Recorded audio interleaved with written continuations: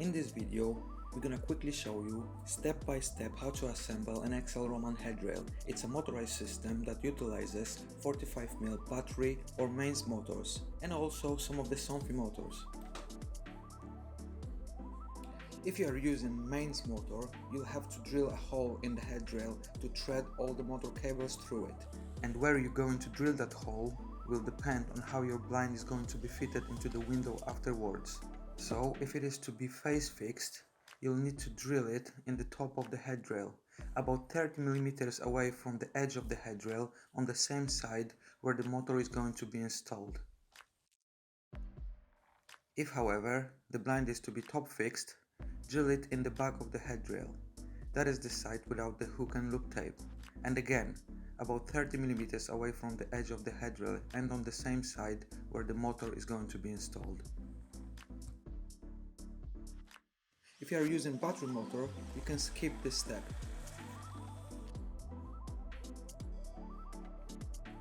The headrail idle end is the opposite end to where the motor will be installed, where we've just drilled the hole for the motor cables.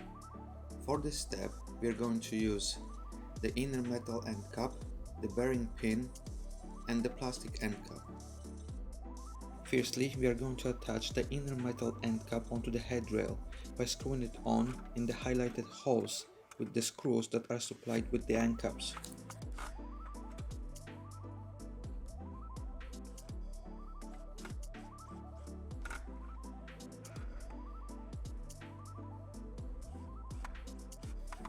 Then, after the metal end cap has been attached, we are putting the bearing pin on by sliding it onto the metal end cap.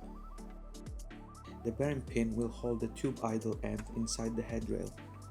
To finish off this side of the headrail, we're gonna use the plastic end cap, which slots into previously attached metal inner end cap. To complete this step, we'll need the following components: the tube, the end mount plug, 1.3mm polycord and some spools with support. Firstly, we are putting the end mount plug into the tube.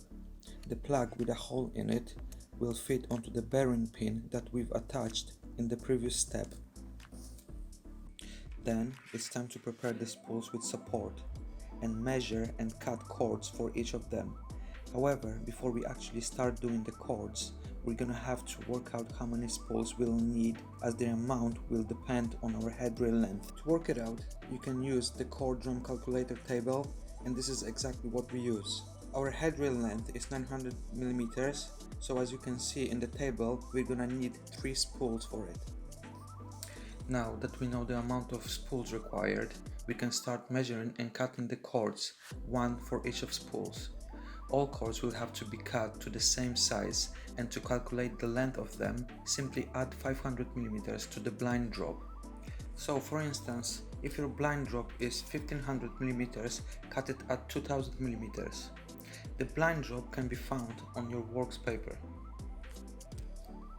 We recommend tying each of your cords with a rubber band, for instance.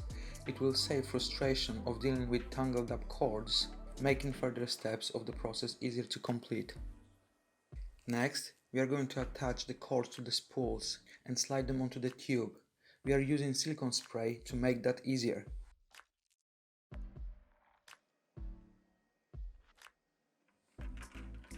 So firstly, we are gonna slide the first spool on the tube, then thread the cord down through the hole in the spool support and tie a knot at the end of the cord to ensure it won't pull back, detaching from the spool afterwards.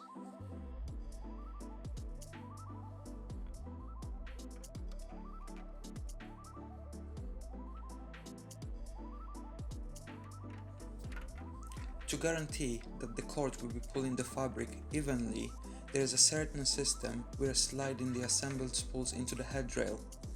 So when inserting the very first spool, the support on top of it will have to be facing the headrail idle end. The next spools are going in exactly the same way. The only difference is with the last spool, which will have to be turned around and slide in with the support facing the control end. Arranging the spools this way enables spacing out the cords proportionally from end to end of the headrail, ensuring they will be pulling the fabric evenly.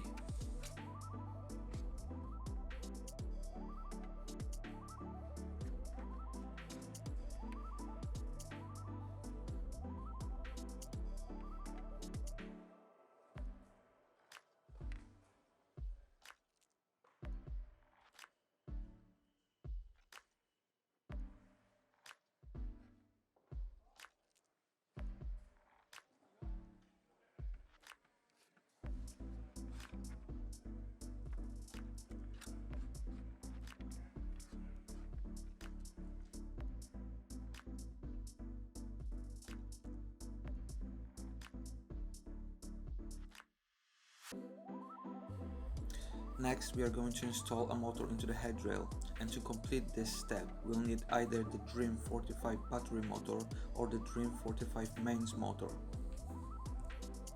If you are using the mains motor, there is a lip at the bottom of the headrail that's gonna have to be removed, otherwise we won't be able to fit the motor with its cables inside of it.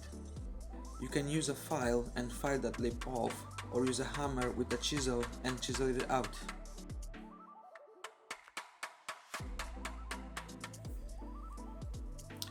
Okay, now our headrail is ready for the motor to be installed, and the next thing we're gonna do is preparing the motor. Our Dream motors come with a metal plate and pin attached to its control end. We're gonna have to remove it so we can screw the motor into the metal end cap later.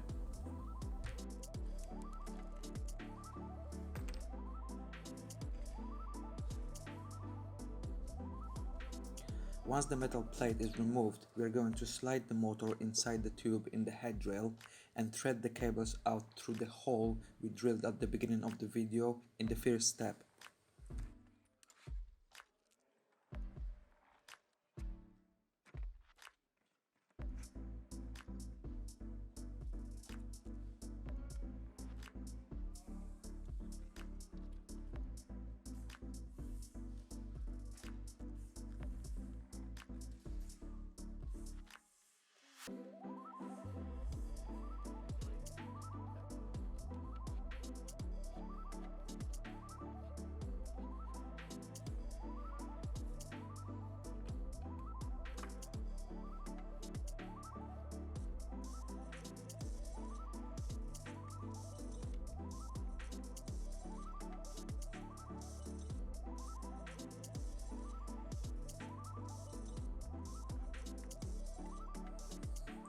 In the last step of the process, we are going to secure the motor end of the headrail and the spools, and to do that we're gonna need the metal inner end cap, the plastic end cap, and some support clips. So first, we are attaching the metal inner end cap onto the headrail and motor by screwing it on in the highlighted holes.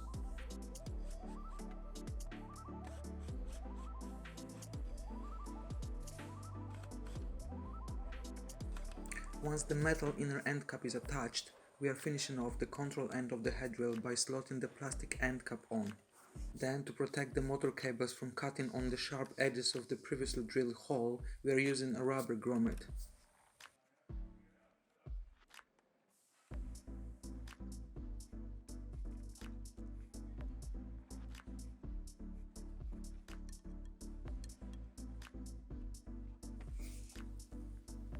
The very last step of the whole process is to secure the spools with cords in place, and to do that we are using the support clips and clip them over the spools in the desired place in the headrail.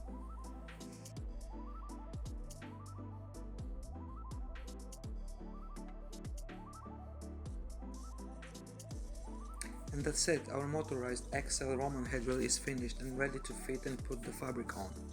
To see the whole list of components that we used for this video, please visit our website at 𝐥𝐬𝐞𝐿 and head to Roman Components tab in the top menu.